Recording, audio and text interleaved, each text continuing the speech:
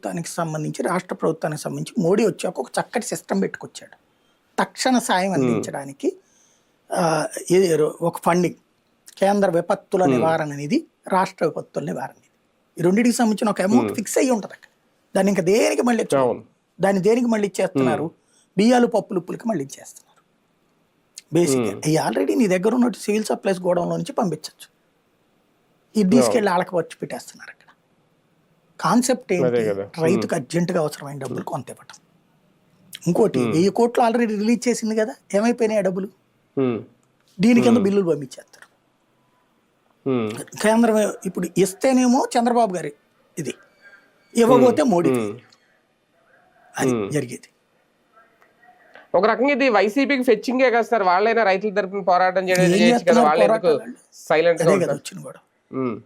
ఇప్పుడు జగన్ రైతుల దగ్గర పోయినప్పుడల్లా పట్టించుకో, రైతులు రెచ్చిపోయారు, వచ్చారు తోడు అతనికి. ఈ విషయంలో లేదు వస్తున్నారు. అవును, మరి జగన్కి చెప్పలేదేమో ఎవరన్నా. అంతేనా? అది రైట్.